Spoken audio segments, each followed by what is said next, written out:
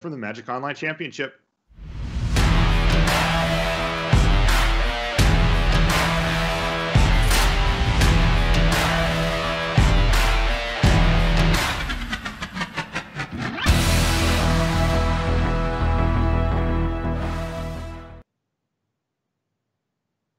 Hello there. Welcome back to coverage here at the Magic Online Championship. I'm Marshall Sutcliffe. I'm in the booth with Eric Froelich, and we are bringing you coverage of the second semifinal match to determine who gets to play against Steve Rubin for their chance at $40,000 and all the other prizes you get for winning this thing. Is it going to be Lars Stam? Is it going to be Dmitriy Butakov? And if one of these can win the whole tournament, they will be the first returning and repeat Magic Online champions. Let's take a look at the opening hands here, Eric.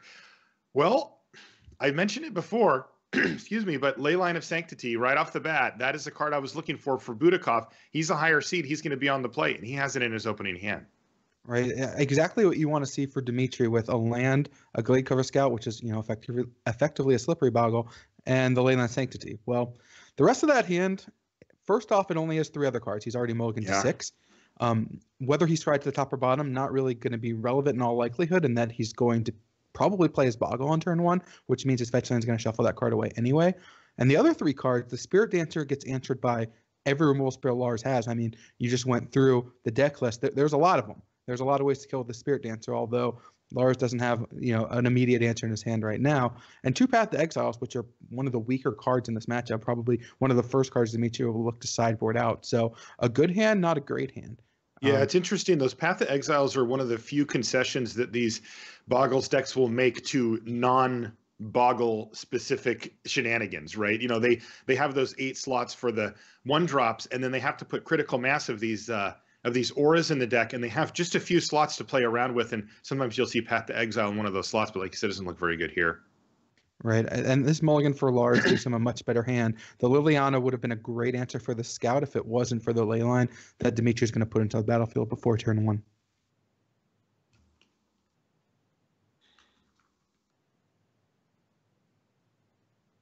I believe Lars is now considering keeping and or scry.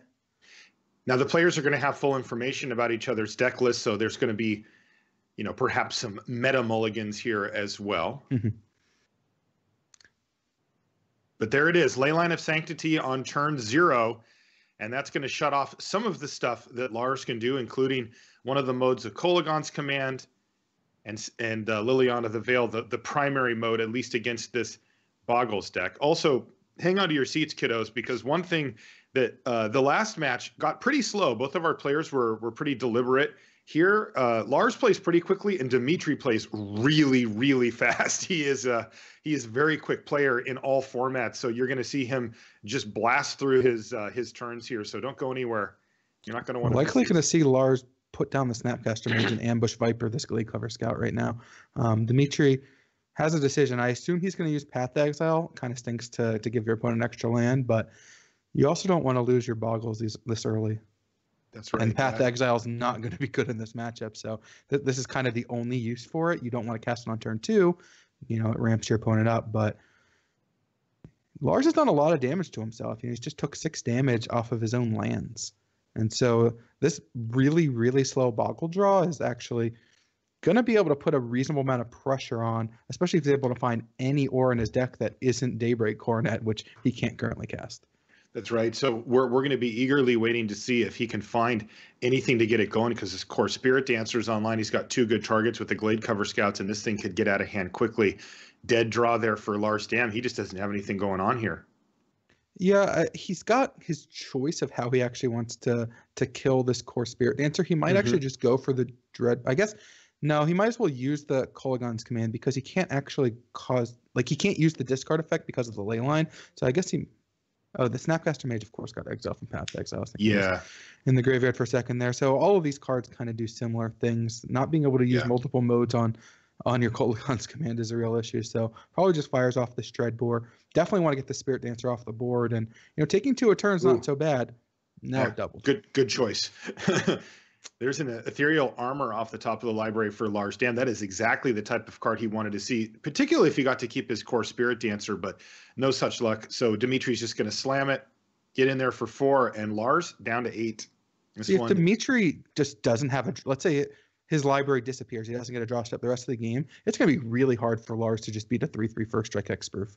Like it's not something his deck Look can at that. realistically do. You're right. I mean, and that's Lars the point. says, I don't have answers to that. It's a 3-3 with hexproof. What am I supposed to do? He scoops him up, and that is game number 1 going to Dmitriy Butakov. Exactly how he drew it up. He has opening hand with the Leyline of Sanctity. And then it wasn't a particularly explosive draw from there, but he didn't need much, and he got the job done. This matchup looks horrendous for Lars. Damn. Oh, game 1, he has no answers. Game 2, he gets some answers. Now, some of them are conditional. Engineered Explosives is great. Like, that is a truly phenomenal card against Boggles. Unfortunately, Lars only has 1 copy. Now, this is the card where if he had, let's say, 3 copies, this would be reasonable. Like, he would have a chance to actually beat Dmitriy. Dmitriy would probably have to sideboard in cards that might answer Engineered Explosives, like Stony Silence, just because it can be so threatening. His other answers are Yahenni's Expertise and Damnation. These sweepers at least do give you potential outs depending on what Dmitri's drawn. You know, it can kill at least some of the creatures. If he doesn't have the Leyline, it can potentially clear the board down to just 1 threat. If the Umbra is able to save an original Boggle where Liliana can then come into play. The problem is he only has a couple copies of cards like Liliana. He only has a couple sweepers, which are okay, not great. You know, Jace the Mind Sculptor, great magic card. Not so good against hexproof, not so good against, you know, a faster deck that doesn't really let you interact with it. So really just a tough spot to be in. I love decks like this, by the way. I know a lot of people like to hate on the Boggles deck, but I like decks that try to take chunks of the opponent's deck and just make them moot. And that's exactly what this does. And as it turns out in this particular matchup, it takes a rather large chunk of Lars Dam's deck and just makes it not relevant anymore. How does the opener look this time, though, for Butakov? Because as you see, he does not have the Leyline in sight here. He doesn't have the Leyline in sight, but he actually has 2 copies of the Boggle creatures between the Scout and the Boggle, and 3 different ores with 2 lands. So short of having a Leyline of Sanctity, this is the perfect draw. So even if Lars were to lead on a discard spell or potentially have a Liliana, he's going to be able to effectively diversify his portfolio and not really worry about it too much. So this draw is great, and he's going to be in the driver's seat.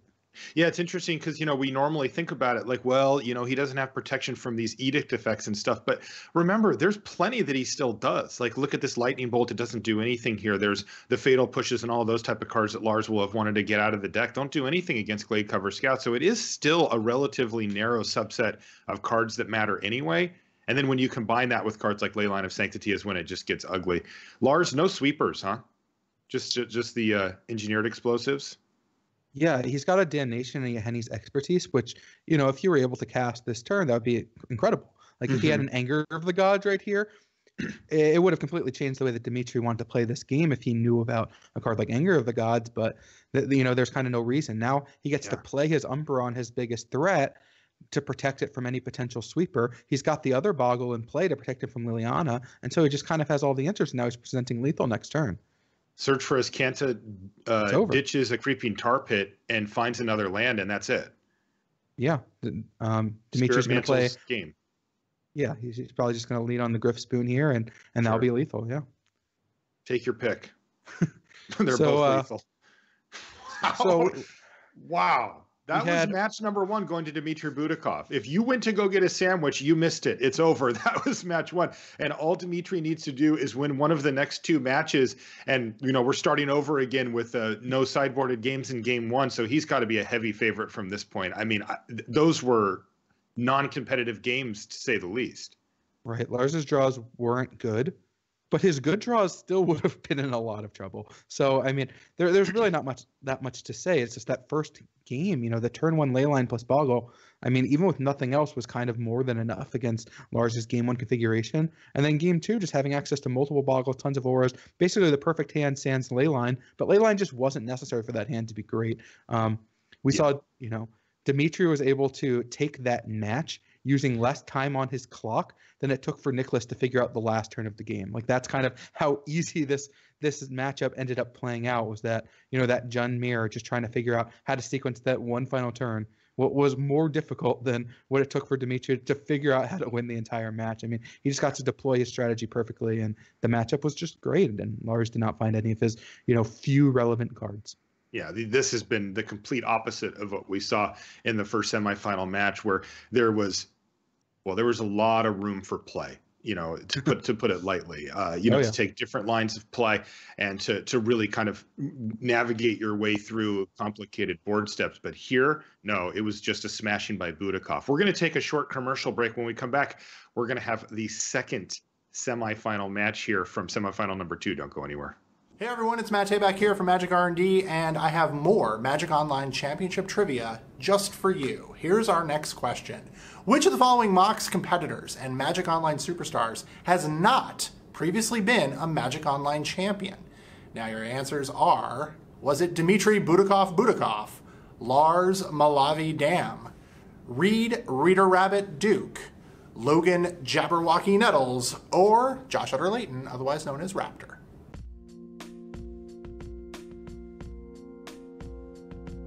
My favorite color is blue, but I like pairing it with green or black. But blue is always the center of that, and sometimes I'll play all three. I'll go Sultai. I'm all about value. I mean, blue's the color that lets me draw cards. That's what I want to do anyway. But I like to draw stuff that does things. So black, kill your stuff. Green, kill you. Well, my favorite color combination is usually Jund, but black and green. I like the big creatures of green, and I like the removal and 2-for-1 card advantages that you can find in black. I love pairing them together. Favorite color pair in Magic would probably be anything that is not white. So all the other colors can combine to any pair and they will be my favorite at any given time, basically. My favorite color is probably blue. Probably blue-white is what people know me for. I should play less blue and more of other colors. I do well when I play other colors, but yeah, blue-white. I think my favorite color is green. I think that historically I've done the best green decks, and recently there's been a lot of awesome green mid-range strategies that I've championed, so definitely green. My favorite color in Magic would be white, green, something like that. I like creatures, and I don't like combo decks and all that things. I want to just put out a creature and attack that opponent. Yeah!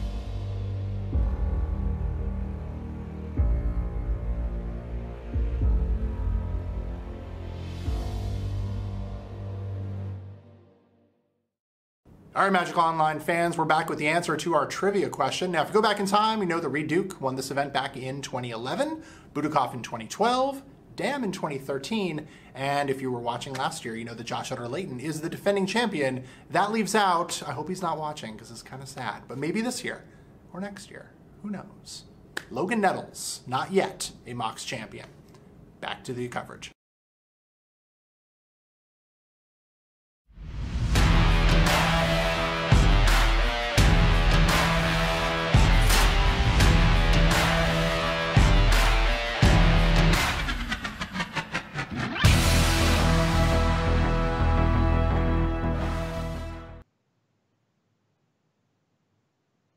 Hello there. Welcome back to coverage here at the Magic Online Championship. Marshall Sutcliffe with Eric Froelich. And if you blinked, you missed the first match of our best 2 out of 3 matches here in our second semifinal. Eric, that was a slaughter, and you're expecting more of the same. No, I expect everything will completely turn, and Lars will be the one with turn 3 win.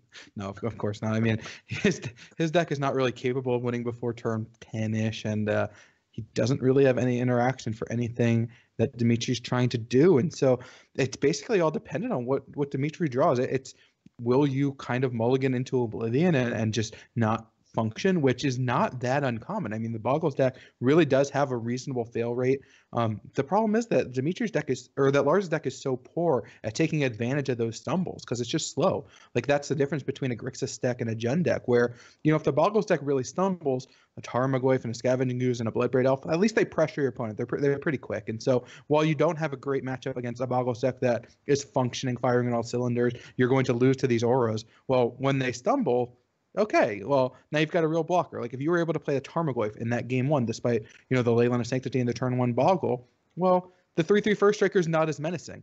Against the Grixis deck, we're like, well, that's game. He can't beat 3/3 First Strike Hexproof. Like, it was just over, and he conceded on the spot. So, it's a really tough spot for Lars. He's going to need to get real lucky in game 1 or to draw his engineered explosives and the cards that actually matter in games 2 and 3. Even then, still has to get lucky on top of that. And even if all those things happen and he gets lucky, it could still end up not going in his favor. So it's a nightmare matchup, but that happens, and people can still win from there. It's not 0%, but it's low. You said it, Sunday Bogle Sunday. Let's take a look at the bracket here to see kind of the tail of the tape, how we got here. This on the other side of our bracket in our first semifinal match, we had Nicholas Dahlquist, sort of the black sheep, just working his way up the field from an improbable qualification. And what a great achievement for Nicholas to make it all the way to the top 4. I am blown away that he was able to accomplish that. Really great stuff for him, but he finally met his end at the hands of Steve Rubin, of course, a Pro Tour champion, one of the better players out there right now. And he won. He put his Jund list into the finals, where he is now currently awaiting the winner of Dmitriy Butakov and Lars Dam.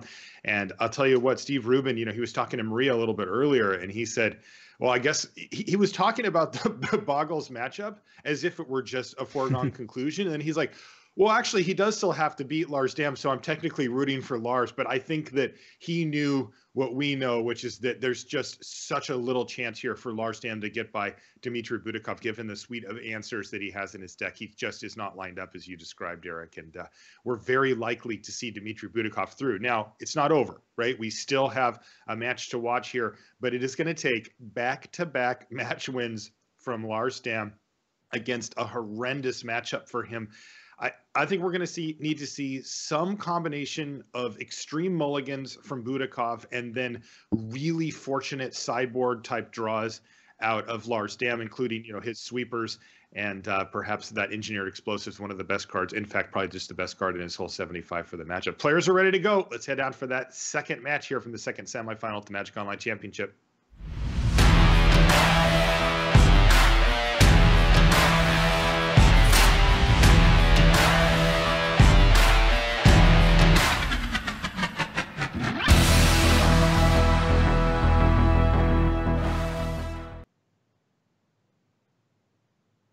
Hello there, and welcome back to coverage here at the Magic Online Championship. Marshall Sutcliffe with Eric Froelich. We're watching a rough matchup for the Grixis control player, Dmitriy Butakov. Does he have the tools to win this game? I see that ley line right off the bat, Eric. Right, he does have the ley line in his hand, but he doesn't have a Boggle, and he's drawn the Dryad, which is a card you typically don't want to see in your hand. Now, he's got a decision on his hands. I think this is a hand that he's going to choose to keep because he's so high on leyline. We heard in one of his earlier interviews that if he's able to have a turn 1 leyline against a deck like Jund, obviously this deck is not Jund, but it's similar enough, that he feels like he has so much time to then develop because it shuts off such a huge percentage of their deck. And we see that right now, assuming Lars is going to keep the 6-card hand, the leyline will come down, and the Inquisition's already just turned off. It's just not a functional Magic card anymore, as are many other cards in Lars' deck. So Dmitri's hand is far from perfect. This is the type of hand that a Jund deck actually could beat, because removal spells could kill these creatures. If you were able to put pressure on your opponent, you can make that leyline not be super relevant. But Lars' deck just doesn't do that. It doesn't really put pressure on the opponent. Like, Jace the Mind Sculptor is not going to be able to target Dmitri's deck to be able to Fate Seal him to even try to keep him off of potential key spells. So trying to race to this Jace Ultimate to have it, well, Okay, so after before you even sideboarding, what finish really your sentence, he drew a Glade Cover Scout. So I mean, that's kind of just Dmitri's point. Like, I have time. I don't really need to worry about things too much, and that I will find one of my 8 creatures, and if I don't, maybe these Spirit Dancers or Dryad Arbors will be relevant. And I have a lot of turns to do it. I mean, Snapcaster Mage does not put that fast of a clock on the opponent. super awkward spot for Lars from a big picture perspective as well. He's forced to just run out Snapcaster Mage with no targets and start attacking, effectively putting him in a race scenario against Butakov, and it's one that he is going to have an extremely difficult time winning, and he knows that. I mean, you know, Lars is under no delusions that this is a good matchup for him. He's just doing whatever it is he possibly can to try to win, and he just keeps finding nothing. Now, at least he found a Fatal Push. He can use that on the Spirit Dancer. You can, and it won't have already gotten out of hand at all. Oh, wait. Oh, no. Dmitri's going to make some pretty large creatures. This very well could be lethal if he finds the right spells. The Spirit Dancer grows real quick. Ethereal Armor, yeah. Let's see. That is 15. Yep. Yeah, he really just had to find a land or a 1-mana enchantment, of which his deck is like 90% with like 4 draws. Oh my! 6% 15. So, and even if he missed, he was going to win easily. So it was. This broadcast has gotten rated R. It is ugly in here. Take your children, hide their eyes. This is a bloodbath here. Butakov just beat him again. Oh my God. I feel for Lars Dam, because this is the type of deck that I would want to bring to a field like this. And he is just facing the absolute buzzkill here. Dmitriy Butakov rolling over Lars Dam at this point. Can we just ignore these opening hands and talk about what we're going to do for lunch? You want to talk about lunch? Well, I mean, this is what we said is that basically Dmitriy needs to mulligan to Oblivion. If he doesn't have, you know, a land drop, a Boggle, and a Leyline Sanctity, at least he has a chance. And now his opening hand has a Leyline, a land, and multiple Boggles. Windswept Heath, and he actually had a Windswept Heath. Oh, he actually nailed him with Pithing Needle. No land for Dmitriy. Wow. Oh, man. Lars Dam, he's fighting back. He's going to have to just run Snapcaster out. Oh, but there it is. Horizon Canopy to get the ball rolling here for Butakov. Man, that turn 1 Pithing Needle was incredible. It was. It bought him a turn before he died.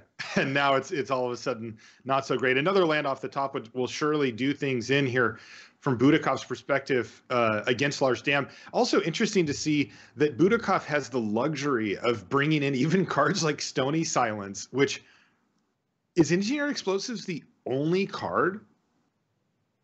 No, I mean, that cares about. What else is there? Oh, that Stony Silence cares about. I thought you were going to say the Boggle set cares about. No. The sweepers are certainly relevant, especially right now. There's no totem armor effect in Dmitri's hand, so the Damnation, Yahini's Expertise are live. He could definitely survive long enough in this game to be able to get to that point, which is great. Like, this is the kind of game that Lars can actually, you know, put up a fight and win in. But yeah, the Stony Silence is literally just coming in for exactly 1 copy of Engineered Explosive. Engineered Explosive. Now, he hasn't seen it yet, so he's going to go ahead and discard it, but boom, there we go. He's got the big Glade Cover Scout going. And look at this, Dmitriy. No chill. He says, I don't care about Liliana. I'm attacking you. I'm going to get you dead as soon as I possibly can. And it looks like he's going to have a good time doing that as well, because he's got a Rancor at the ready. Yeah, I mean, this is where Lars really needs to at least find a land, get a Jace down, start brainstorming, maybe find one of his cards that matter. At that point, it's a game he can win. And if he wins this game, well, he's got to be on the draw game 3, and Dmitri's probably going to smash him. But he still didn't find the land. Hey, I'll give Lars Dam a lot of props if he can take a single game in this matchup, because it has not looked like a winnable one for him. We're going to see Fatal Push at some point here, though. I guess with no more land drops, he can wait. Here we go. This is 9 damage. And with Trample on board, it's kind of sweeper or bust. Can he even draw anything at this point? No, right? Explosives. Nope. That's it. Game's over. And that is Dmitriy Butakov completing the sweep. 4 quick games, Eric. Thanks so much for stopping by, buddy. It was like just I cleared my whole day for this, Marshall. How dare you? Unbelievable. brutality at the hands of Dmitriy Butakov. He says, look, you won a Magic Online Championship. I won one, but I want to be the first person to win 2 of them. And boy, his deck choice looked fantastic for that match. Just no chance for Lars Dam from the very get-go. Yeah, I mean, my 22-hour drive to get to WotC headquarters this morning to broadcast this really feels like it didn't pay off. You know, I got my 8 minutes. Oh, poor Eric. So unsatisfied. But yeah, that's kind of how the matchup goes. And you know, coming up, it's going to be Steve Rubin, who's already commented that he's kind of done turned his Gen deck into a slightly more. I mean, the deck does not actually reflect being a Grixis deck all that well, but the good cards I mentioned that Jund has available, like Abrupt Decay, Maelstrom Pulse, are cards that Steve says he's kind of trimmed on because he wasn't super worried about a matchup like Boggles. And yeah, this is a matchup that we saw play out in the Swiss. It went really poorly for Steve, and you know, he's going to have to pull it together. I mean, if Dmitriy has draws like he just had, it's not going to happen. But you know, the Jund deck definitely can put up more of a fight than the Grixis deck. And if the Boggles deck is able to stumble at all, I mean, I think that Steve is going to, like, this matchup, if you have, you know, the Maelstrom Pulse and Abrupt Decay type cards, is relatively close. It's definitely in the Boggles' favor, but not massively so. And so he definitely has a real chance to take this down. All right. Well, we've got an interview lined up with Dmitriy Butakov down with Maria Bartholdi right now. Thanks, Marshall. I'm down here with Dmitriy Butakov, and that was a bit of a bloodbath, Dmitry. Were you expecting that much of an easy road to get through Grixis control? Yes, this matchup is very good for me. He has like maybe 15 cards that do anything, and Leyline of Sanctity shuts down like half of them. So I expected it a bit harder, but still it was a favorable matchup. Yeah, your opening draws were really, really great. Leyline in so many of your opening hands. Yep. What's your secret? I never get Leyline in that many opening hands. It just happens. I don't know the reason. For as long as it happens, I'm satisfied with it. And your record in Modern was better than the rest of the field at 7-1. You had the best record. Your metagame choice, you must be very happy with it so far in this tournament. For sure I am. I think Boggles are really paying out for the choice. So Leyline in the main deck hasn't always been the way that Boggles decks have been put together. When you came to this tournament, was it just a foregone conclusion that was in your main deck just because of how much discard and Liliana you were expecting? Yes, it's just solving all of your problems. I have no idea why people haven't put it before. So this is kind of a deeper Boggles question, but some people choose to run cards like Silhana Ledgewalker as another hexproof creature to include in your deck. Is something like that ever a consideration for you, or is that just taking spots away from auras that you want? No, 8 creatures is more than enough. You need just one of them. And you can, even if you don't have an exact hexproof creature, you can still try digging up some cards with Enchanting Core Spirit Dancer. Spirit Dancer, yeah. So even if it gets killed, you get some cards and you have pretty good chances of fighting the creature you want. And Seal of Primordium is kind of your sideboard card of choice to deal with things that you don't want to deal with on the other side of the battlefield. Is there a reason that you choose something like that over, for example, Natural State, which does something similar? Yep, you would like to spend your free mana on some turns, and once you install the seal, you can play your own game. Don't bother yourself with keeping mana open for Naturalize or Natural State. And by the way, it pumps Ethereal Armor. Oh, that's a good point. So moving forward, you're going to be facing Jund, Steve Rubin in the finals. How do you feel about that matchup? I've played like 6 Jund before, so nothing special, nothing new. Yeah, you tore through it yesterday as well. Yeah, just keep hands with Leyline of Sanctity. And I want to ask you this because you've actually won this tournament before. What is the feeling now compared to how it happened before when you're getting ready to go into the finals? Well, I think now it feels a bit more deserved. I did a good preparation for the tournament, eventually came up with the Boggles choices, and in previous tournaments, the ones that I won, I just got very lucky. I mean, I'm getting very lucky right now, but still. What would it mean for you to win this whole tournament? It would mean a lot. It was really a long wait back here, and I appreciate the opportunity given. Well, you've put in a lot of hard work. You made some smart decisions. Best of luck to you in the finals, Thank you. Dmitry. Back to you.